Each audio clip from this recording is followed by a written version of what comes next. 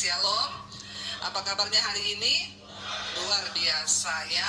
Kita bersyukur, kita terus harus memperkatakan luar biasa. Ya, tema firman Tuhan hari ini adalah mengatasi kejenuhan. Namanya manusia itu ya, jenuh itu biasa. Siapa yang hari-hari ini lagi jenuh? Enggak ya? Puji Tuhan, berarti gak usah khotbah ya, karena semua sudah tidak jenuh. Saudara, manusia itu adalah makhluk yang diciptakan Tuhan ya, dan memang yang namanya jenuh itu biasa. Bahkan ya, beberapa ahli berkata sesuatu yang diulang selama 21 kali itu akan menjadi rutinitas yang akan membosankan dan menjenuhkan. Ya, itu memang sudah dari sananya. Sebagai manusia itu, saudara beli tas baru ya, coba pakai sebulan udah bosan. Iya dah ibu-ibu ya, sering beli tas nggak usah angkat tangan. Ya, tapi itulah manusia. Nah, saya mempelajari, saudara, kenapa sih orang itu bisa jenuh atau bosan ya. Jadi tahun 2012 itu ada sebuah penelitian yang dilakukan oleh beberapa ahli psikologi ya. Mereka membuat sebuah penelitian kenapa sih manusia itu bosan ya. Ini berdasarkan penelitian loh.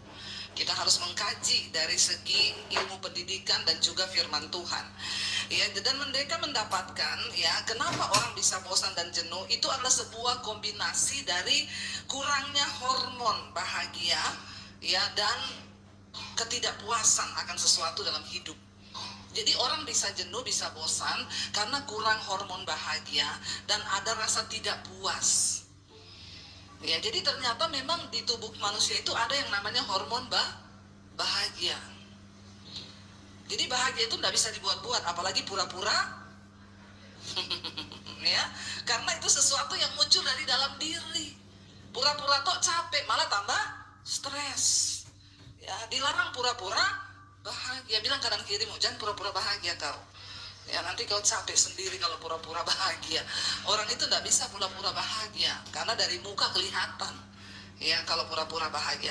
Nah, ada cara dari segi dunia kesehatan untuk meningkatkan hormon kebahagiaan. Saya bahas dulu dari segi ilmu pendidikan ya, karena saudara mungkin jarang baca ya, tapi saya mau membaca. Jadi saya dapat ilmunya, saya bagikan. Saya bukan ahli kesehatan, bukan. Tapi saya membaca, mengumpulkan dari berbagai info dan ilmu. Ya, orang itu bisa meningkatkan hormon kebahagiaan itu bisa karena kita ini ciptaan Tuhan. Ya, ada tubuh, ada jiwa, ada roh. Kebutuhan tubuh itu bicara tentang hormonal. Ya, kalau hormon manusia itu tidak stabil, maka hidupnya juga tidak stabil. Nah, hormon bahagia itu penting dalam tubuh manusia. Bagaimana kita bisa meningkatkan hormon bahagia? Yang pertama, karena kita diciptakan sebagai makhluk sosial, maka kita harus bersosialisasi, ketemu orang. Amin. Ada orang kalau jenuh, bosan, stres, mengurung diri di kamar, makin stres. Ketemu orang, saudara ya. Kalau lagi jenuh, datang ke kafe sini, makan minum ya, tapi jangan lupa bayar ya. Karena kalau saudara nggak bayar, nanti Pak Adi yang stres gantian. Ya, jadi kita perlu beraktivitas di luar ruangan. Kalau saudara kerja di kantor terus menerus kena AC, nggak lihat udara luar, stres loh saudara ya. Atau ibu-ibu rumah tangga, bapak-bapak, istri-istri itu ya. Jadi banyak ternyata tingkat stres yang paling tinggi di Indonesia itu ibu-ibu, terutama ibu-ibu rumah tangga ya. Sudah dia kerja dari pagi sampai sore, dikasih 2 juta suruh cukup lagi. Iya enggak ibu-ibu? Stres enggak? Oh enggak stres juga ya. Ya udah dikurangi aja gajinya, Pak. Ya, iya dipikir cuma bapak-bapak. Kadang-kadang bapak-bapak itu menuntut, aku ini stres loh, kerja cari uang tapi kau masih keluar rumah. Masih lumayan dapat penghiburan. Nah, ibu-ibu yang di rumah terus ini, yang menghadapi anak, yang menghadapi ini tuh stres. Jadi bapak-bapak, sesekali aja istrimu keluar. Amin. Ya, walaupun nggak usah pergi makan, nggak usah. Kalau kau pelit ya, kebangetan ya, bertobat ya bapak-bapak, ajak aja dia jalan naik motor gitu ya. Saya dulu saudara kalau udah stres di rumah ya, suami mau pergi kemana, saya naik mau isi bensin, ikut saya cuma isi bensin ya. Tapi karena kadang dia kasihan, mampir makan bakso yuk, lebih senang lagi tuh, hormon bahagia naik. Amin bapak-bapak. Kalau kamu lihat rumah tanggamu diberkati ya, istrimu harus punya cukup kebahagiaan ya, bukan cuma kau saja. Jadi Yang kedua, saudara, selain kita ketemu orang, melihat udara luar, sekarang saudara di Jepang, di negara-negara besar, penyembuhan penyakit, terutama cancer, itu nggak lewat medical lagi, nggak pakai obat-obat, mereka disuruh pergi ke hutan, jalan kaki, nggak pakai sandal, pegang pohon, karena bumi ini punya ya magnetik, ya elektromagnetik, kelistrikan yang itu kalau dia mengalir dalam tubuh manusia, sebenarnya bikin kita sehat. Tapi manusia sekarang udah pakai sepatu, nggak pernah lagi nggak pernah injak. Nah itu makin sombong, udah nggak pernah injak tanah, nggak pernah injak bumi. Ya, nah itu sekarang di Jepang orang sakit disuruh ke hutan, pegang pohon, injak, nggak pakai sepatu, injak tanah. Ya, itu kita juga harus mulai banyak. Jadi tanpa disadari kebiasaan hidup manusia sekarang itu membuat manusia itu makin stres. Yang berikutnya olahraga. Ternyata kalau kita olahraga itu meningkatkan hormon kebahagiaan, saudara. Ya, dopamin, ya itu meningkat kalau kita lari. Ya, membakar, itu ada kardio, pembakaran, ya, atau lakukan olahraga apapun. Ya, kalau saudara stres, jenuh, lari-larilah saudara. Lari dari kenyataan, toh. Nah, ini paling cepat. Lari dari kenyataan itu bikin bahagia juga. Ya, jadi lari saudara, walaupun cuma keliling rumah, jalan pagi, kena matahari, itu juga meningkatkan hormon kebahagiaan. Nah, kita ini kan udah jarang-jarang kena matahari toh, karena sudah ada mall matahari. Jadi udah jarang kena matahari. Perlu kena matahari pagi-pagi ya, supaya hormon kebahagiaan itu naik. Saya kemarin latihan tinju saudara, ya. Jadi sebenarnya sih saya tidak berniat ikut tinju, tapi ini Pak Andre ini dia ternyata juga pendeta, dia mantan petinju internasional kan. Ya, jadi dia ajak saya supaya ada hormon kebahagiaan, ya. Jadi saudara, waktu dia bilang, "Bu, ayo ibu tinju Bu di tempat saya Bu," ya. Aduh, dalam hati saya kok ngapain tinju gitu ya, saya abaikan saja. Ayolah Bu, dia datang ke rumah bawain saya kue, mau nyokok supaya saya ini ikut tinju di tempatnya dia. Saya nggak mau juga. Akhirnya saya pergi pelayanan kemarin ke Surabaya, ke Solo. Tiba-tiba saya pulang di rumah, kenapa ada sarung tinju 5? Saya tanya sama orang rumah, ini dari mana? Dari Pak Andre. Astagfirullah, kenapa dia sudah kirim sarung tinju begini kita? Ya kalau udah dikirimin kan nggak enak ya saudara ya. Pintar juga dia. Akhirnya suami saya bilang, ya ayolah. Jadi karena dia kasih sarung tinju itu, kita pulang-pulang pelayanan, suami saya pakai sarung tinju, saya juga pakai. Kita berdua dulu bertinju di rumah. Ya, di syuting sama anak saya. Ya, saya pikir enak juga ya bertinju. Ternyata bisa melampiaskan perasaan. Ya, tapi jangan dipakai di rumah kalau berantem suami istri, bahaya ya. Karena ternyata sarung tinju itu sakit loh kalau kena. Akhirnya kita pergilah ke tempatnya dia kemarin. Tinju saudara, ya latihan dulu, ibu pukul ya kanan kiri, kenceng Bu, kenceng. Terus anak saya ikut, pulang dia bilang, "Ih Bang, bagus juga ya, melampiaskan emosi loh." Kata anak saya, melampiaskan stres. Terus saya bilang gini, emang lu stres? Emang anak muda stres? Ih Mami itu jangan pikir kita anak muda gak stres loh. Kamu stres apa? Pergi kuliah, bangun pagi, tiap hari. Ya rasanya bosan, stres, jenuh. Aku juga itu nyetir ke kampusku 45 menit. Mami pikir itu gak bosan. Oh, tapi tadi aku tinju itu mau tak lampiaskan. Iya bener juga ya bapak-bapak. Tapi jangan tinju orang. Kenapa orang bisa tinju orang? Itu bagian dari melampiaskan perasaan, melampiaskan hormon stres. Ya ternyata wah enak juga ya. Jadi saya iya juga olahraga itu sangat baik untuk meningkatkan hormon bahagia. Kenapa orang nggak olahraga itu gampang sakit, gampang stres? Karena ternyata kau nggak punya hormon bahagia. Nah, ini secara kesehatan dulu ya. Jadi tolong tingkatkan, ketemu keluarga, ketemu orang lain. Kalau saudara stres, ajaklah anak istrimu dengan orang tercinta pergi ke mall. Biar cuma makan apa gitu di luar. Yang penting itu kebersamaannya. Ya, penting saudara, karena hari-hari ini stres itu meningkat. Tiba-tiba orang bunuh diri, tiba-tiba orang bunuh orang. Nah, itu akibat dari kurangnya hormon bahagia. Orang kalau bahagia mana mungkin dia bunuh orang, benar nggak? Orang kalau bahagia nggak mungkin bunuh orang. Kenapa orang bunuh orang?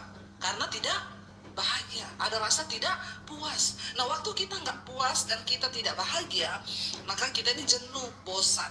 Nah, sekarang dari firman Tuhan, karena Alkitab itu berkata kita diciptakan tubuh, jiwa, roh.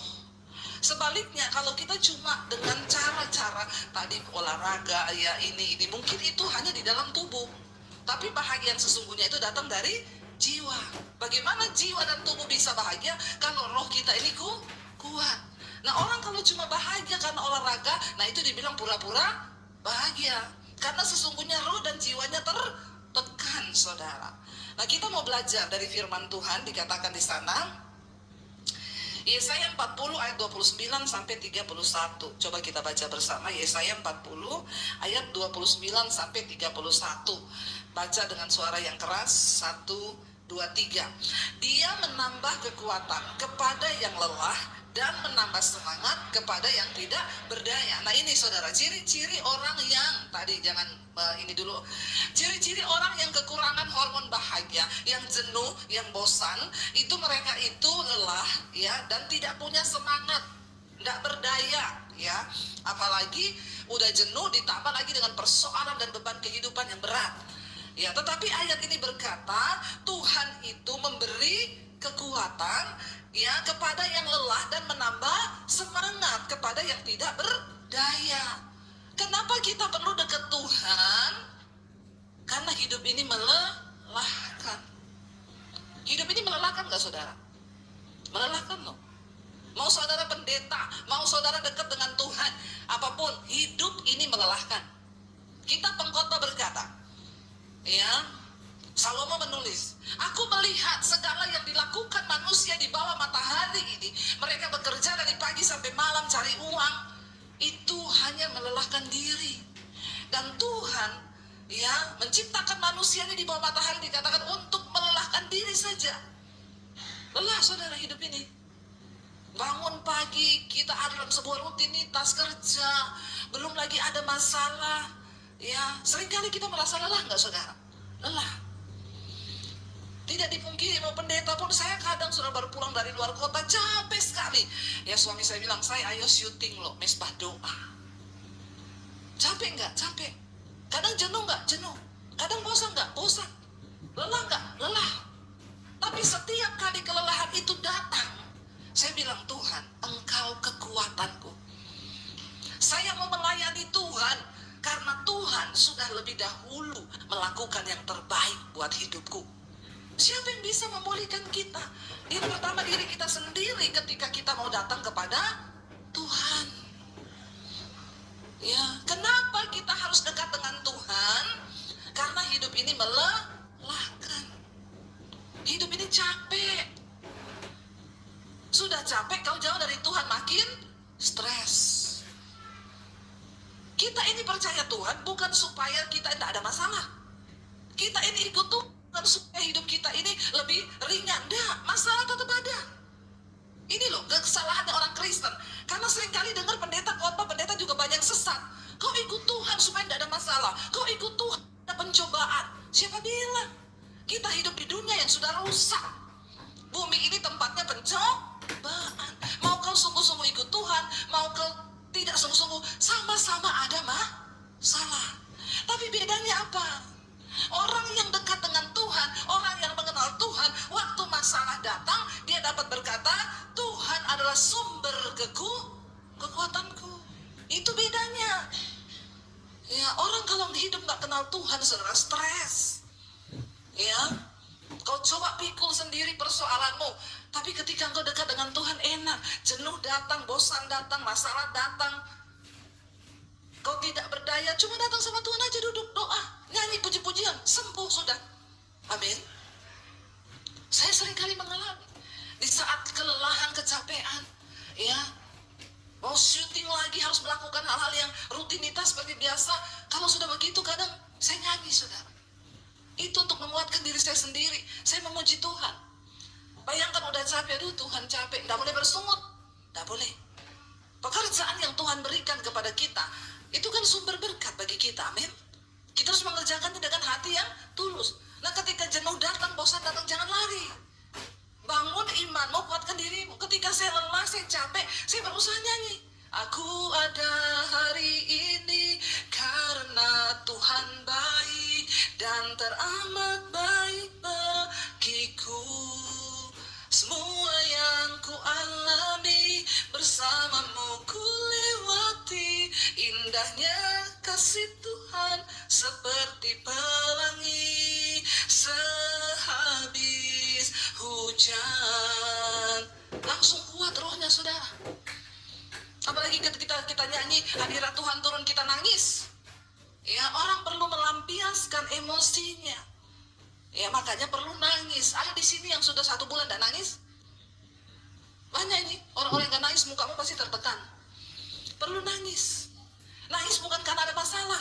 Waktu kau duduk di kaki Tuhan dan kau berkata, Tuhan engkau baik, teteskan air mata, itu cukup. Itu meningkatkan kebahagiaan dan damai sejahtera. Ayat ini berkata, Dia memberi kekuatan kepada yang lelah, menambah semangat kepada yang tidak berdaya. Amin. Saudara sudah mengalami belum ayat ini? Kalau belum, berarti engkau belum datang kepada Tuhan. Saya sangat mengalami ayat ini. Ketika saya tertekan, ketika saya bermasalah, ketika saya ini letih, lesu, rasanya tidak ada kekuatan, jenuh, lelah, datang sama Tuhan. Kau baru nyanyi saja, Tuhan memberikan engkau kekuatan.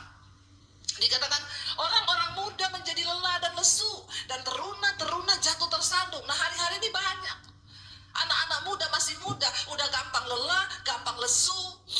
Mereka semua tersandung, jatuh. Ya, kenapa? Karena mereka tidak mengenal Tuhan. Aku mau pinjam 20 juta 3 bulan, per bulan harus bayar 9 juta. Aku mau pinjam 40 juta 6 bulan, per bulan harus bayar 8 juta. Bayarnya banyak banget, kenapa nggak coba cairin aja? Mereka tidak mengenal Allah yang adalah sumber kekuatan. Tetapi dikatakan ayat yang berikutnya 31, tetapi orang-orang yang apa? Menanti-nantikan Tuhan mendapat kekuatan baru. Mereka seumpama Raja Wali yang naik terbang dengan kekuatan sayapnya. Mereka berlari dan tidak menjadi lesu. Mereka berjalan dan tidak menjadi lelah. Amin, saudara. Kalau kita menanti-nantikan Tuhan, ya, kalau kita selalu ada dalam hadirat Tuhan, dikatakan kita ini berjalan tapi tidak menjadi lelah. Kita mendapat kekuatan baru dari Tuhan, seperti Raja Wali. Kenapa dipakai perumpamaan Raja Wali? Raja Wali itu semakin ada badai, dia semakin menikmati karena dia memakai kekuatan badai itu untuk membawa dia naik lebih tinggi. Amin. Ya, itu gambaran orang Kristen. Ketika ada badai dalam hidupmu, pakailah badai itu menjadi sebuah kesempatan untuk kita naik level iman lebih tinggi. Ya, mari kita seperti burung Raja Wali, menjadikan Tuhan sebagai tempat sandaran kita. Orang yang menanti-nantikan Tuhan itu mendapat kekuatan baru. Amin. Kita perlu kekuatan baru dari Tuhan setiap hari. Karena hari-hari hidup ini melelahkan. Ya, orang yang punya banyak duit aja sekarang banyak yang lelah kok. Ya, dengan keadaan seperti ini, banyak ketakutan. Yang punya banyak duit aja lelah, apalagi yang nggak ada duit. Semakin ya, betul saudara. Ya, kita perlu cari duit karena hidup ini butuh duit. Ya, uang itu tidak dibawa mati. Memang uang itu dipakai selagi kita, kalau udah mati nggak butuh uang. Ya, kita harus bekerja, cari uang. Karena orang yang tidak bekerja, Alkitab bilang tidak boleh makan. Ya, waktu bekerja itu kan tidak mudah. Ya, tidak gampang. Kadang lelah, kadang bosan, kadang lemah. Tapi melekatlah dengan Tuhan, karena Tuhan berjanji akan memberi kekuatan yang baru. Ya, memberi kekuatan baru. Kita perlu uang, tapi bukan segala-galanya waktu kita habiskan untuk uang. Ya, bekerja harus, cari duit harus. Untuk apa? Menata masa tua. Karena orang juga kalau nggak punya duit susah, saudara. Ya, orang nggak punya duit itu bikin masalah. Ya, Pak ya. Ya, dan kita kadang nggak punya duit bukan karena nasib loh. Ya, karena malas. Banyak orang malas. Sebenarnya kalau mau kerja bisa kok, semua bisa jadi duit. Ya, saya bilang sama anak-anak saya, Mami ini misalnya nggak jadi hamba Tuhan pun, Mami pasti akan hidup. Apapun saya lakukan, saudara. Saya nggak pernah malu. Ya, saya dengan suami dulu jualan jus di pinggir jalan sampai jam 12 malam. Cuma pakai gerobak. Ya, daripada saya minta-minta. Semua saya lakukan. Saya pernah jualan sambal, pernah jualan kue, ya, semua sudah saya lakukan. Dan orang yang rajin itu pasti diberkati Tuhan. Setia pada perkara kecil, Tuhan akan beri perkara yang besar. Ketika engkau lelah, datang sama Tuhan, karena Tuhan akan memberikan kekuatan baru. Kekuatan baru kita bukan datang dari vitamin. Ya, kekuatan baru kita datang dari Tuhan. Ketika rohmu kuat, jiwamu sehat. Waktu jiwa sehat, tubuh juga ikut sehat. Ya, kalau cuma olahraga toh menambah hormon kebahagiaan, itu kan sesuatu yang tidak kekal. Itu yang datang dari luar, oke juga. Tapi kita membutuhkan sesuatu yang datang dari dalam. Yang dari dalam itu kekal. Hati yang gembira, obat yang manjur. Tapi semangat yang patah itu mengeringkan tulang. Jadi osteoporosis. Biar kau minum susu anlin tiap hari berapa galon. Ya, kalau semangatmu patah, kalau jiwamu lelah, dan engkau nggak dekat dengan Tuhan, ya maka makin keropos lah tulang. Ya, mari saudara, dikatakan di sini bahwa Tuhan itu menambah semangat, memberikan kita kekuatan yang baru. Coba lanjut ayatnya yang tadi. Ya, orang yang menanti-nantikan Tuhan mendapatkan kekuatan yang baru. Mereka seumpama Raja Wali yang naik, dikatakan terbang dengan kekuatan sayapnya. Mereka berlari, tidak menjadi lesu. Mereka berjalan, tidak menjadi lelah. Karena Tuhan menjadi sumber kekuatan di hidup kita. Katakan amin. Jemaat Bogor tolong agak semangat. Saya ini sudah keringetan loh.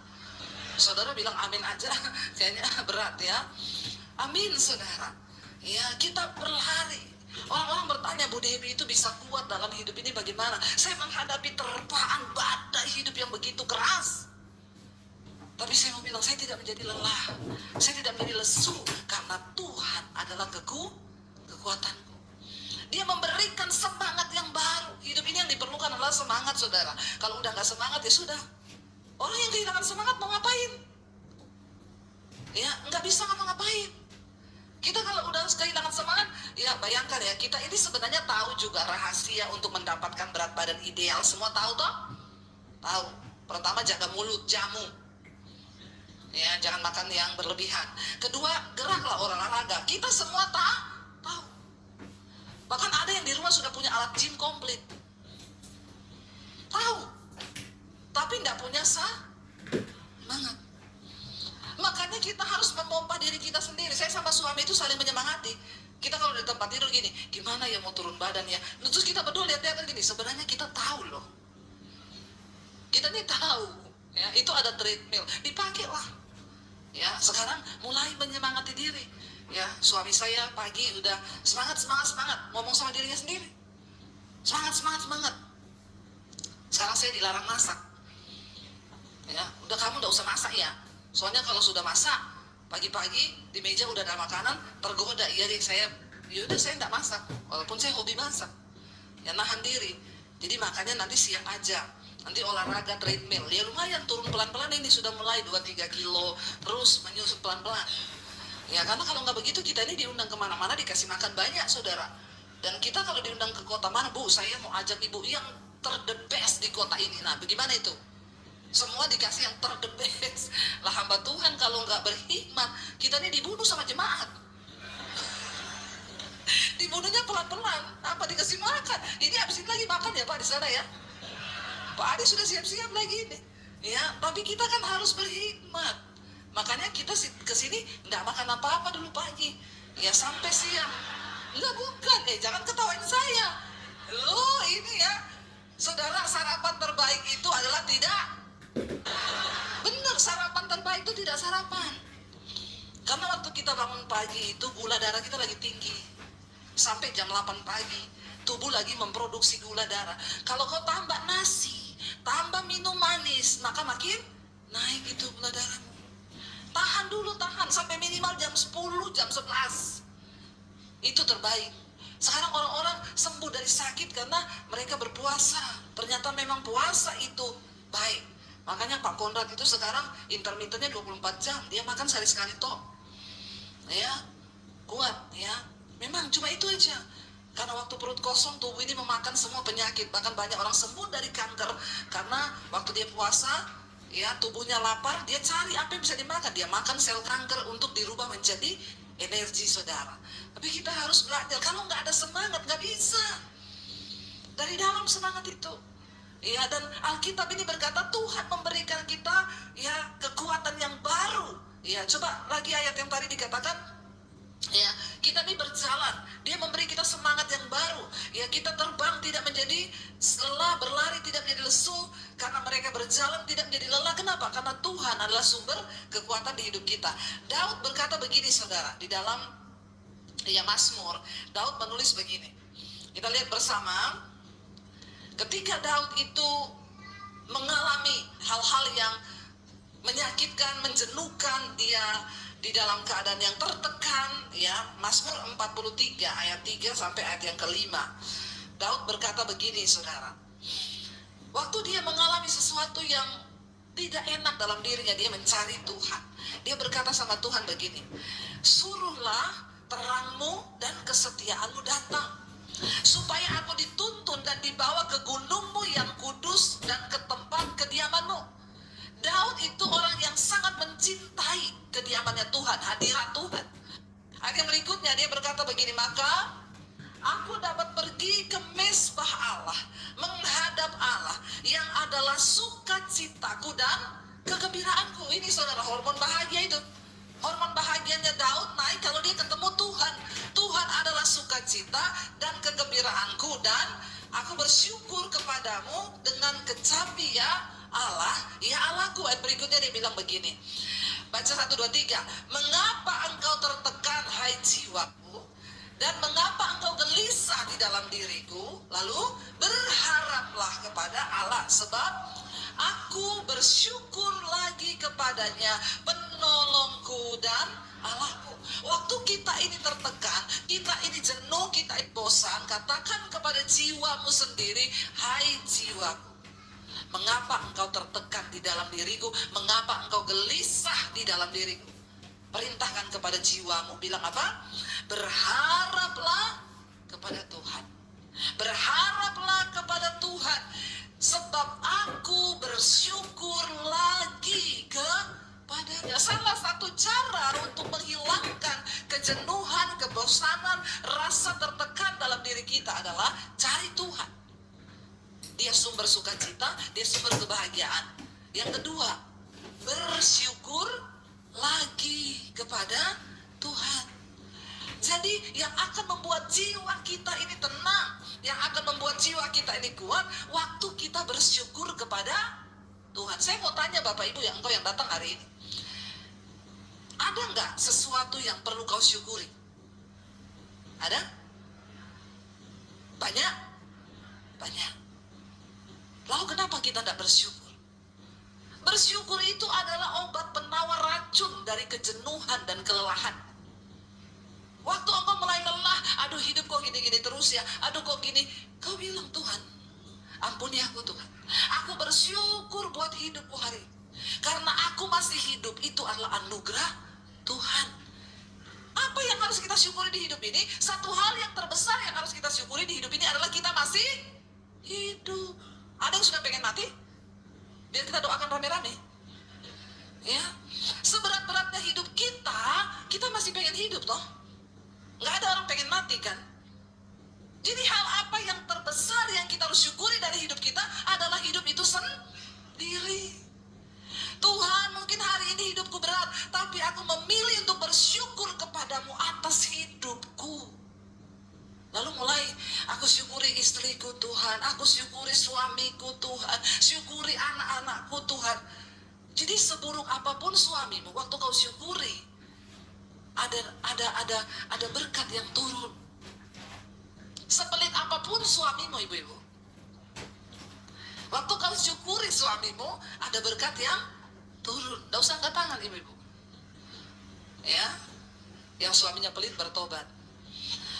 Bapak-bapak, syukuri istrimu, amin. Secerewet-cerewetnya istrimu, ketika kau syukuri, maka ada berkat. Istri itu juga cerewet kan untuk kebaikan suami tuh. Oh iya, tetap istri menang. Ya, tetap istri menang, saudara. Karena iya, pasti itu untuk kebaikan kita. Ya, nggak ada lah istri itu ya gila kecuali istri gila. Ya itu perlu disuruh konseling itu. Kita bersyukur yuk, syukuri anak-anakmu karena ya Tuhan memang anakku ini kepala batu setengah mati tapi tak aku syukuri karena Tuhan memberi dia di hidupku, berarti ada rencana Tuhan atas hidupnya. Kita bersyukur itu akan membuat jiwa kita ini ya dikuatkan dan kita tidak mudah jenuh, tidak mudah lelah, tidak mudah ya tertekan dengan apa yang ada di hidup kita hari ini. Mari Bapak Ibu, setelah kita cari Tuhan, lalu kita belajar bersyukur, ya jiwa dan roh kita dipulihkan, baru kita lakukan hal-hal tadi. Ya ayo olahraga, ayo kita ketemu dengan teman yang seiman, ya supaya hidup ini juga ya ada. Makanya ada kelompok sel kan di sini ada ya. Tiap hari apa itu? Ya, belum ada. Oh harus dibentuk ini ya. Jadi itu juga menambah kita punya kegairahan. Ya kalau ketemu sama-sama ngobrol bapak-bapak itu apalagi bapak-bapak itu kelihatannya diam, tapi kalau udah ketemu channel yang tepat, ketemu orang yang satu frekuensi, suami saya ini diam. Tapi kalau ketemu orang satu frekuensi nggak bisa diam, malah kita ngerem-ngerem. Ya karena nggak bisa berhenti ngomong. Sebenarnya bapak-bapak itu kalau ngomong, ya ngomong juga, tapi selama ini terpendam. Ya apalagi kalau ketemu istri lalu sudah mati rasa, kita jenuh dengan pernikahan, jangan loh saudara. Ya suami istri harus ngomong. Jangan ketika engkau merasa jenuh engkau mengurung diri. Ya saya ketemu suami istri, dia bilang, Ibu Dewi sering khotbah suami istri berantem. Kami ini ibu sudah nikah 26 tahun gak pernah berantem. Oh luar biasa ya. Iya karena kami gak pernah ngomong. Ya memang iya. Karena nggak pernah ngomong, sudah mati rasa, ya nggak pernah berantem sih. Tapi baik di sini, jangan ya Bapak Ibu. Kita ini harus sama-sama saling membangun. Yang pertama rohani kita, jiwa kita. Setelah itu baru kita melakukan hal-hal yang secara tubuh tadi, olahraga, pelihara hewan, itu juga bisa meningkatkan hormon bahagia. Ya, dogi, siapa yang ada dogi di rumah, itu meningkatkan hormon bahagia ya. Tapi jangan bilang dogiku lebih mengerti daripada suamiku, wah itu salah. Nanti bisa diracun itu dogi sama suamimu, atau dogiku lebih mengerti dari istriku, bu, ini bahaya. Pernah loh ada orang konseling sama saya, istri, bu saya mau kasih racun doginya suami saya. Kenapa? Suamiku tuh lebih sayang sama doginya daripada saya. Dia pulang kerja, bu, ke kandang dogi dulu, baru masuk rumah. Ya, saya bilang ibu jangan diracun. Ya lama-lama kan saya cemburu sama itu dogi. Terus saya bilang ibu begini saja, coba ibu lihat. Ya apa yang menarik dari dogi itu bu? Kalau suami mau pulang ke kandang dogi, apa yang dogi lakukan? Ibu tiru. Ya, itu dogi saudara. Saya ini punya dogi ya. Saya pergi keluar kota nih 3 hari. Ya kita pulang nih pintu belum dibuka. Dia di dalam sudah lompat-lompat teriak-teriak. Kadang saya iseng, saya bilang suami kau masuk dulu, saya tutupin dari dalam. Ya suami saya masuk, pintu ditutup. Wah dogi saya suruh bukain pintunya. Pengen ketemu. Ya begitu dibuka dia lompat saudara. Ya dia ciumi saya. Saya bilang ibu itu bu, kau lihat dogi. Daripada kau racun itu dogi, mending kau belajar dari dogi. Ya, itu suamimu datang dogi itu lompat diciumi suamimu. Nah makanya kalau suami datang ibu juga begitu. Amin ibu-ibu. Berlakulah seperti ya, ya karena pelihara hewan, pelihara tanaman itu juga ternyata meningkatkan hormon bahagia. Makanya saya di rumah itu hewan ada, tanaman ada, semua ada. Tiap pagi saya kasih makan burung liar. Saya taruh aja beras, datang 50 ekor saudara. Dari burung kecil sampai yang burung gede-gede. Ya, pagi-pagi saya syuting, dengerin mereka, udah kayak di hutan.